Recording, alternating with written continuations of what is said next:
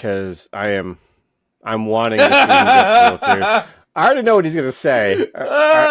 He said I stopped paying attention. What do you know? We called it. We just were talking about the fact that he hasn't been in fantasy. Yep. He stopped caring. But that's okay. He thinks he's gonna win at football, so we'll see how that goes.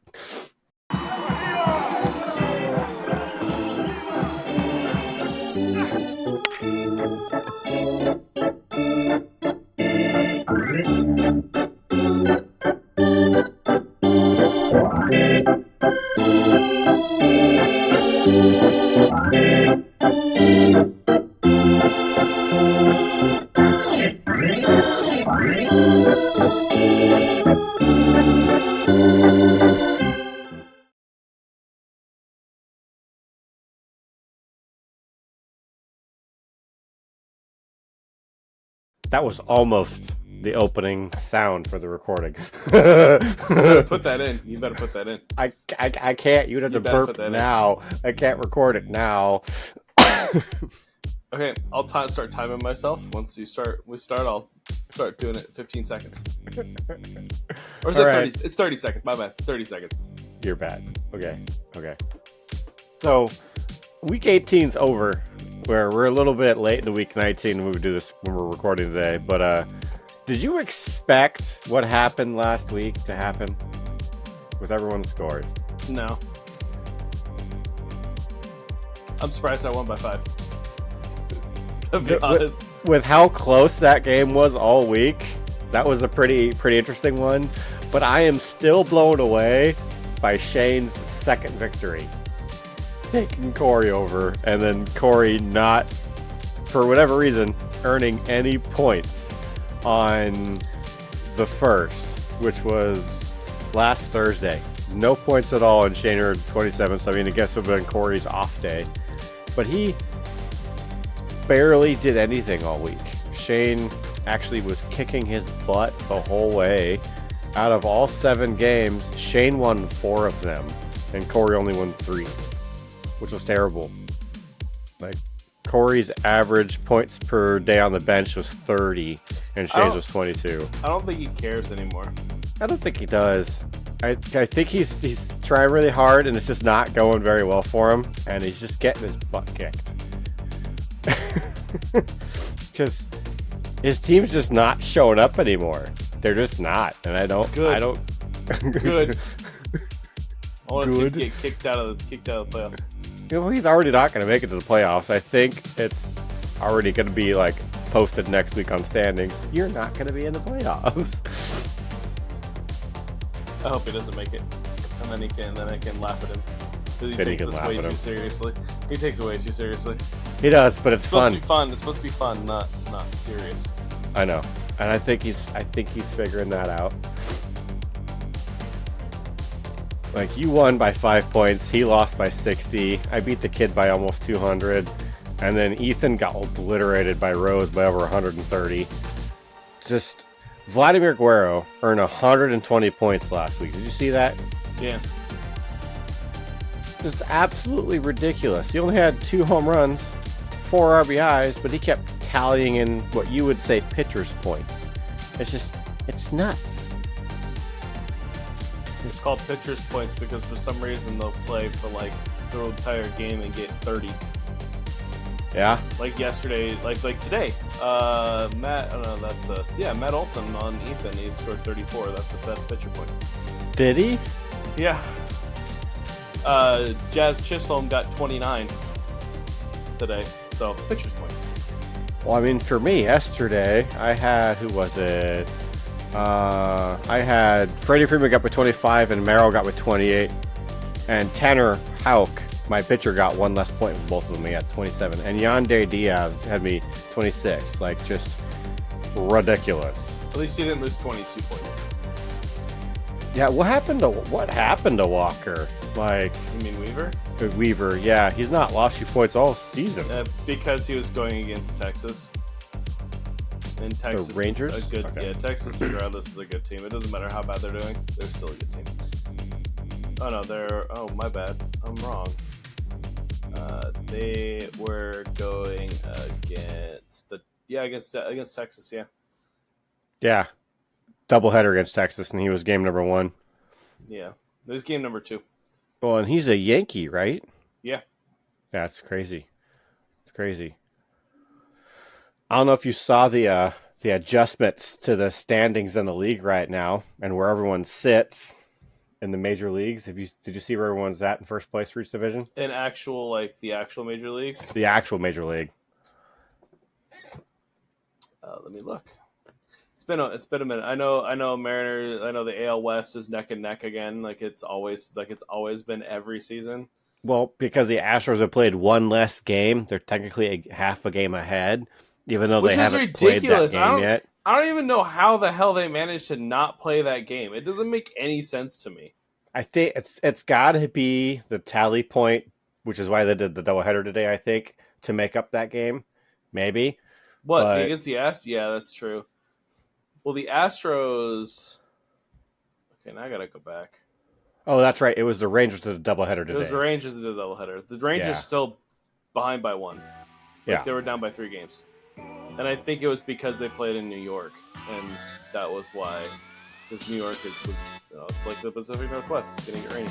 Yeah, and they should have closed fields to be prepared for the rain, but apparently they're not going to. So whatever. Yeah, I've seen. That's not the right tab. That's not the right one either. But the Orioles are number 1. They're tied with the Yankees now. They've played one less game than the Yankees, so they're in the same spot the Astros and the Mariners are. So we'll see who earns AL East. The Guardians went on a 5-game losing streak before today and somehow took first place. Yeah, I don't understand how the Astros are still down a game. Have to pull up a schedule and look at it and figure out what's because it doesn't make any sense to me. So they're gonna play a doubleheader at some point. They have to play a doubleheader. They don't even have a doubleheader to play. Scheduled. No. Hold on. Oh, they have one less day off this month than the Mariners do. That's where it's going to be made up at. Because they have the 15th off, and then they play... Oh my god, dude. They play 7, 14, 15, 18 games straight without a break. Jesus Christ. 18 games straight without a break. That's going to be a ridiculous stretch. They're probably going to lose quite a few because of that. So looking back at June, they had 5 days off. Yeah, that's with where a lot of breaks, and they only had 2 days off in all of May. So that's where, their schedule was a little bit weirder in position compared to the Mariners. And it doesn't. It makes sense though now that I look at it because they have 18 games in a row. That's a lot of games in a row. That is. Well, I mean, so. Well, and it's not even that they go 9 games at home and 9 games away. It's 6 games at home, 6 games away, 6 games at home. Yeah, 6 games at home. So it's 6, 6, and 6. So they're constantly traveling.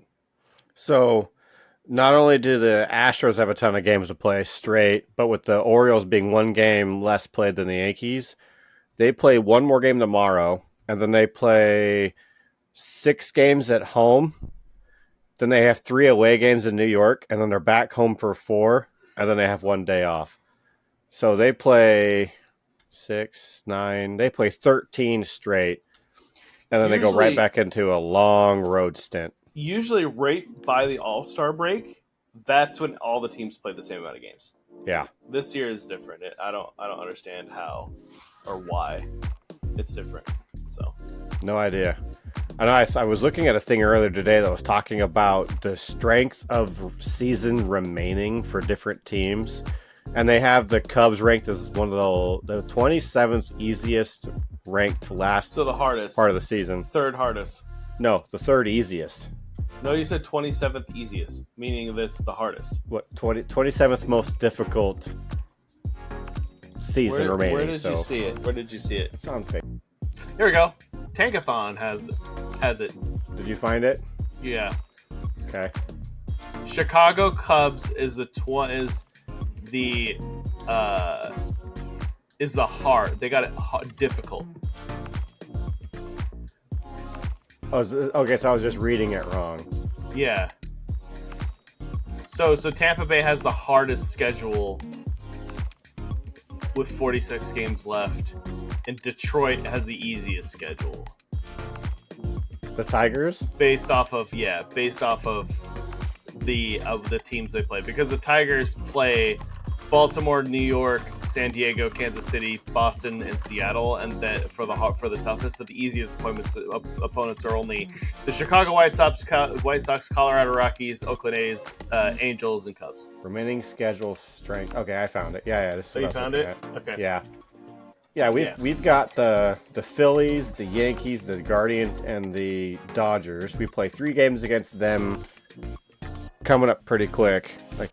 But it's Guardians on Monday through Wednesday. That'll be an interesting one. Followed by the Blue Jays, the Tigers, then the Marlins, then the Pirates, which the Marlins are going to be easy. The Blue Jays, kind of interesting there on who's going to win that. Then the Nationals, who are falling apart.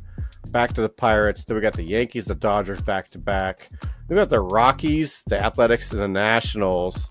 But then we end with the Phillies and the Reds. Yeah. So I guess it kind of like depends on where you look, because I pulled up through power rankings, and the Cubs are the easiest. And the ones that's the hardest is the Rays.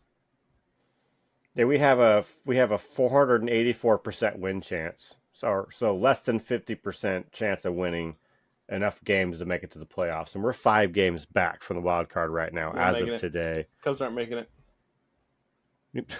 Sorry, 4 games back. We're 3.5, 4. You don't think we're going to make it this year? Hell no. I don't know, man. Hell no. I don't know, man. We'll see. Well, Fangraphs says that 3 weeks ago, Mariners were 14th hardest. The Cubs were the 29th hardest.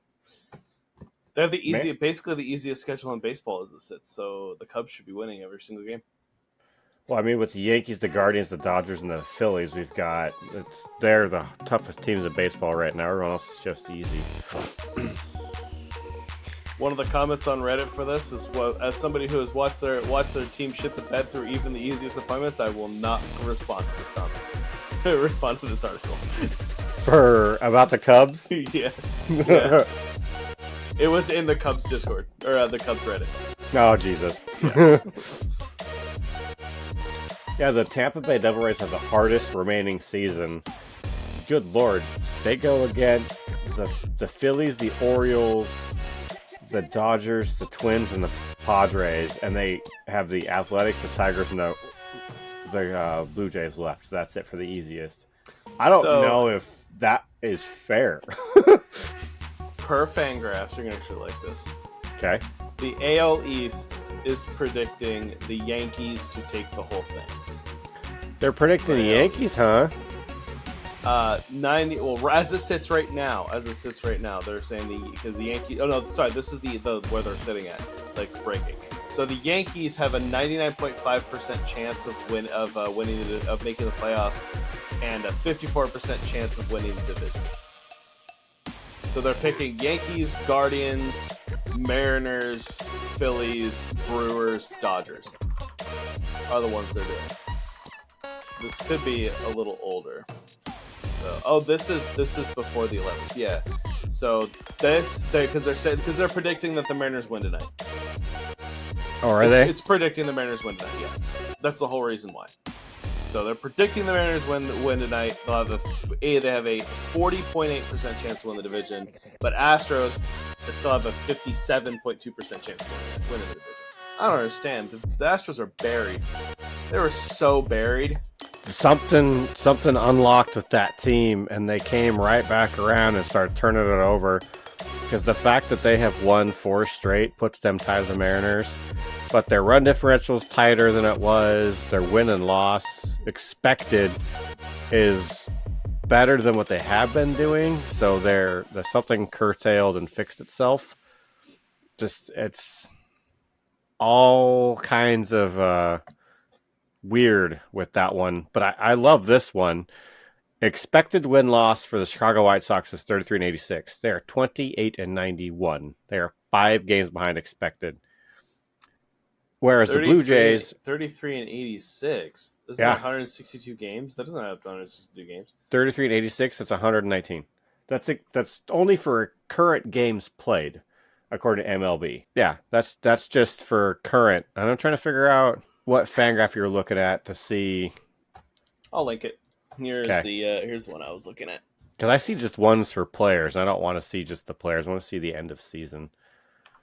You have to copy paste it. It's not a direct link. That's fine. Oh, it's going off just the current standings. It's not looking at total games played. So the Guardians, 47% chance to clinch the bye. The Yankees have a higher chance to clinch the bye over the Orioles. I mean, with the Orioles playing how they're playing right now, they fell a little bit from their power. They are actually doing better than predicted, but they have not been on a very good run the last couple of weeks. Astros are projected to hold on to it over the Mariners. That's crazy. Which is weird to me. I honestly think the Mariners are going to come away with it this year. You think so? They're also not including like the Randy Arozarena, Yimi Garcia, JT Chargois, and JT as the trades. They're not including that. They're just doing it as it sits right now and with the past way that they've played. Yeah. Now with how they're going to be playing, because they're already playing better right now than they have the entire first half of the season. I mean, that makes sense. Because they actually got hitters now, so there's that. What if we see a Yankees and Dodgers World Series this year? It's not going to be. You don't think so? Fuck no. No, the Dodgers and Yankees are not going to the playoffs. They're not going to the World Series this year. Well, I mean, they have the highest percent win chance. It doesn't matter what their percentage or win chance is. The Dodgers are terrible. Even with Ohtani and everyone they signed, they're still not that good.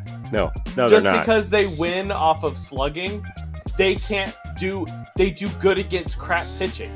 That's why I can't wait until the Mariners and the Dodgers go against each other to see real good pitching versus real good hitting. We'll see which one's better. Yes, we will, because it'd be fun, though, to see the Yankees slugging it out with the Dodgers, because that would be a very interesting combo, or just StatCast-riddled series. Lots of stuff that they could probably talk about.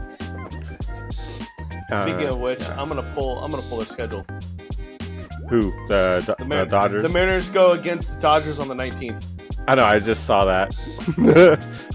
I want to see the best pitching in the entire league versus the best hitting in the entire league. We'll see which one is.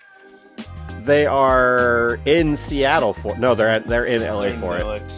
Well, the thing is too is that pitching wins you the World Series. Your hitting gets you there. Yeah. So, because if you can shut them down, if they can't score, they can't score. Yeah. I mean, when you're playing in a World Series, your guys have had a couple days rest in the bullpen, hopefully. You can throw everyone in an inning at a time. Every single day. Every single day. That's the point. That's why they split it. That's why they do 3 games or 2 games at a time. Wait a day, 2 games at a time. So everybody has that rest day. Yeah. Because it really does come down to... Because that's the only way that you will know who truly deserves the title, is if your guys are all rested. Yes. The marathon is the season. The sprint is the playoffs. 100%. Oh yeah, the last 100%. Leg, the last 400-meter dash of the mile-and-a-half run is the World Series. You weren't a runner, so that wouldn't. No, it was not. They pulled Manaea out. I know, I see that. Already pulled Manaea out, dude. Not even 4 innings. Well, I mean, make it 4 innings. He got obliterated. He made it 3 innings, and he had 3 earned runs, 5 walks. 5 walks against the team with the highest strikeout rating in baseball. Did you know that Mitch Haniger's batting average has went up since Justin Turner has came in? Is he feeding off of him? Justin Turner is basically doubling as a hitting coach. I'm not fucking joking. Hey. They said that the Scott Service said when he came in, he goes, I expect him most likely to be able to tell everybody how to adjust to make it better for them. And now look at the change already. That makes me curious. I'm gonna pull up some stats real quick and see how everything looks. The Mariners were dead last in batting average since Justin Turner and Arozarena joined. They are now third place. Last I checked. It could be different at this point. Baseball Reference, because it'll be updated as of yesterday, and I don't want everything current through today. I want just what was there yesterday. So batting average as of yesterday, the number one.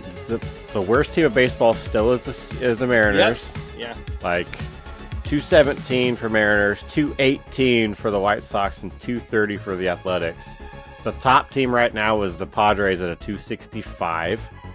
The most strikeouts is the Mariners, but the Rockies are 53 strikeouts less than them right now. That is insane. But it's gotten a lot better though. Yeah. If you look at the stats after the All-Star break. So the Mariners are at a 28% strikeout rating. After the All-Star break, right? Just in total right now. Yeah, which is really fucking high. And the Rockies are at a 26%. But the Mariners, before the All-Star break, were looking at a 31% strikeout rating. So they have dropped that by 3%. That is also including everything that has changed, and including the entire thing, right? Including all games. Yeah, it's not just the All-Star break. No, it's everything included. The Padres right now have the most hits in the entire league, and the Padres actually have the middle of the pack runs scored. For every 2 hits, the Padres score a run almost. The Diamondbacks have scored more runs. More runs scored, more runs allowed. Surprise! The number one team of baseball for steals right now is the Cincinnati Reds. Because it's Ellie. He's the only one. Well, did you see the record he set the other day? No. 18 steal attempts without a throw. That's an insane record. It's 18 consecutive steal attempts without a throw. That's just crazy. The guy can't be stopped. It's going to be interesting to see how the last part of this goes, because I'm wanting to see him get through. I already know what he's going to say. He said I stopped paying attention. What do you know? We called it. We just were talking about the fact that he hasn't been in his fantasy. Yep. He stopped caring. But that's okay. He thinks he's going to win at football, so we'll see how that goes. He says he's a lot better at fantasy football than anything else. We'll have to see. All right. So let's go back to the fantasy league real quick with where everyone is sitting. No one knows yet how the games are going, because we're not going to share those stats. We'll share them next week. But who do you think is going to win coming out of today and tomorrow? Not me. You don't think you're going to win today? Fuck no. Okay. Fuck no, absolutely not. So you think Ethan's going to take it? Absolutely not. He wins everything. He's like Robbie Jr.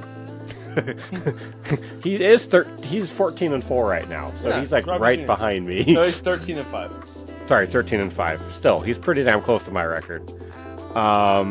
Who's gonna win, Rose or Corey? Corey. No, I'm kidding. There's no way he's getting 388 points between now and then. There ain't no way. So you think you're gonna lose to Ethan? 100%. I have a feeling Corey's going to lose today, or this week. I honestly have a feeling. Do you think Shane's going to win this week? He almost won last week, so there's that. He did win last week. He beat Corey. No! Really? He did, dude. Come on, give me a break. Well, we have two bots going against each other, so probably him. Like. So yeah, I'm gonna put down me for Shane as well, because yeah. And then do you think it's Meredith or me that's gonna win? You. You've won every single other game, so. Well, I mean, just have a lot of. You lost the first two, and then you won the rest. Like, give me a break. Did not win the first two. I actually had a lot of losses in there. No, you did. You're like 16-2 right now. Don't even play that shit. I am 16-2. You are 16-2. I lost week 1 and I lost week 5, and then I've been playing well since.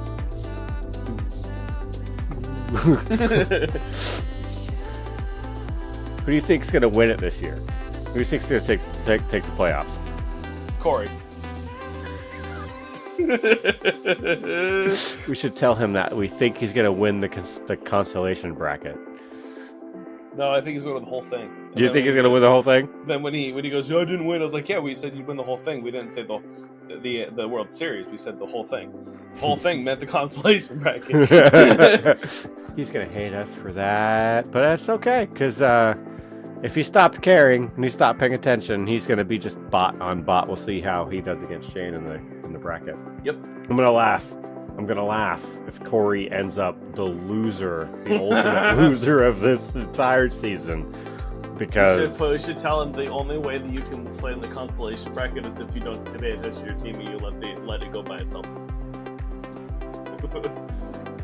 Oh no, it'll be me in the consolation bracket. You think it'll be you? Yeah, it's gonna be me. You think you're gonna lose to Meredith in the opening round? 100%. 100%. Really? Yeah. Why? I've only won one against her. Lost every other one. Have you? John Shipley has beat me every single time. Well, that's Rose, not Meredith. Oh, am I back? Yeah, you're gonna start off against Meredith in the playoffs with the projected standings. Projected. We still have 3 more weeks left. Yeah. 4 more weeks left. Something like that. 9-12, I think, is the beginning. Yes. 9-9 is the beginning. We have 4 more weeks after this one. Yeah. We got 4 weeks left of baseball to see who's gonna come out on top and kick butt. We've got next week it's you against Corey.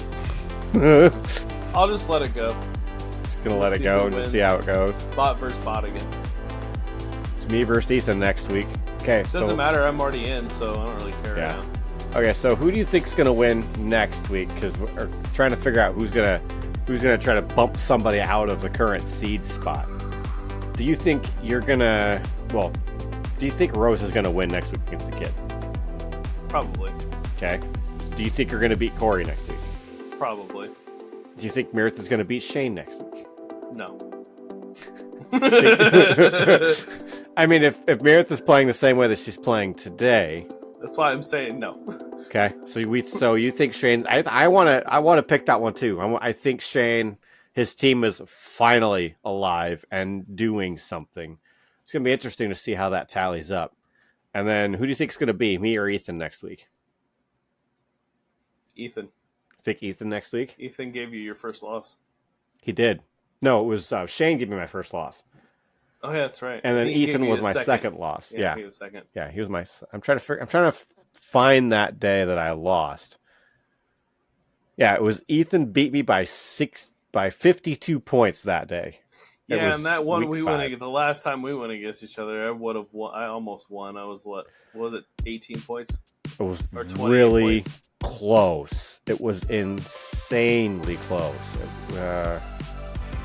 All because one of the pitchers gave away 33, the other 28 points that week. Hunter Brown, I remember that day. Mm-hmm. I was like, man, I really wonder who's gonna him. Man, I feel bad for him. Look at my team beat. Like, great, thanks. Yeah, I beat you by 100. The first match that you and I played against each other, and then the second time that we went against each other, I won by 69, so got really close that one. Both of them were really close. Yeah, then the last one where you and I played against each other, which was 2 weeks ago, it was 53 or 43 points, so it got even closer. We will see. You never know. Maybe we'll end up in a playoff bracket where we're playing each other, and then we'll have to see who kicks each other, who takes the ultimate slot. Well, the thing is that you weighted this way too heavy on one side, so whoever wins the one is going to win it all. You think so? I'm 100%. Why? Because you put me, you, and Ethan in the same. I thought Ethan wasn't good at fantasy baseball, and then he turns out to be really good. And Ethan's on the other team, so he actually has seed number 2, and then Rose is doing a lot better than I thought he was going to do, and he's got seed 3, which puts him against the kid currently. So it's Rose against Ethan for that second spot after the wild card, and it's you and Mirth currently for the wild card spot. So it's whoever takes the actual round 2 is probably going to win it all. Yeah. Think we can get more people next year? We'll see. I'm going to try. It's a lot to pay attention to. Yeah. But it's fun though. I like this. He's too busy. But something I wanted to share that I don't know if you saw this or not. Probably not. I know you've been busy with your new job in up north. Which, I like the job, I hate the commute. It is terrible. Which I can live with the commute. Like, you know what I mean? Yeah. Like, it's just I'm not driving to Seattle, that's for damn sure. I learned that I never want to drive to Seattle ever again. Yeah, don't do it. Don't I didn't have a choice. I had to on Friday. It was either that or be like 2.5 hours late. Which one would you rather do? Drive and be on time, or don't drive and be 2 hours late? I would rather drive. Driving was easy, dude. It took me less than an hour to get to Seattle. It took me 2 hours to get home. Whew. An hour and 44 minutes to get home. That is longer than taking the train and taking the train and driving from the fucking transit center, or having the wife pick me up from the transit center. She could be 20 minutes late, and I'd still get home earlier than I would if I drove. Jesus, it's bad. So here we go. I figured it out. All right, I'm going to share my screen. Not only was there a no-hitter for Blake Snell last week, which was kind of cool. It was the first time that he's made it to the 9th inning in his history in the major leagues. I saw. Renel Blanco almost had a no-hitter again. Another one? Jesus Christ, would have been 2 in 1 year. That's just crazy. He got robbed. Did he? First base umpire called him safe. He hits a fly ball, right center. Yastrzemski has it! And Blake Snell has pitched the first no-hitter of his brilliant career. Here in Cincinnati. He's young, too. He's still got a long ways to go. Yeah, he does. He's been in the majors, 7 years now? And this is the first time he's ever actually had an entire complete game. Check this out. I love this video. I watched this one the other day. Well, after the ads. I like ads. Want to see a printer ad? I want to see somebody put product in front of me that I don't want to see anymore. Right? A guy who's been pitching like the best pitcher in the world these days, Blake Snell. Blake Snell coming off 30 swings and misses against the Rockies. Had a great start in that double dip. And you look at the numbers there, 30 strikeouts in those 24 innings. An ERA of .75 for his last 4 starts is just ridiculous. Getting ahead in the count. Former Rookie of the Year. That is called strike 3. Beautiful fastball right on the corner. 0-2. Wow. Strike 3. Blake Snell's disgusting. Yeah, that curveball is nasty. Got it. Look at that. 11 pitches, 10 strikes. He strikes out the side to start the night. It just drops. What was that, like 18 inches of drop? Field. 12 was more like 7, more like about 15 inches. Put a ball in play. It's not 18. One away. Stevenson, that one. Oh, chasing fastballs up. Plenty of time to get there. 2 down. Snell's 0-2. Got him. Threw the curve in the dirt, and that wasn't fair. I'm surprised the Giants aren't as good as they were. I know, right? 2-0 Giants. Well, it's the same reason why I'm surprised that the White Sox aren't as good as they were. Because of Crochet and Fetty. For out number 1. 0-2. A pop-up. Yeah, it's. It'll be Casey Schmidt behind second. 2 down. You mean croquet? Another 3-2. He got bad at this. You knew it was coming. You knew it was coming. Got it. He went for that curve in the dirt. Strike 3. So how many strikeouts did he get this game? Feels like Got 13. Fastball right there. 7 strikeouts. 11 punch-outs. 11. Got him with the curveball. 11 strikeouts, This is 3 not normal, walks. folks. We That's are it. seeing something very, very special right now with Blake Snell. A liner to second. Schmidt got him, double play. How about that? Reds fans are booing. They didn't like the call, but I thought he did double him up. So what did he do? Walk him?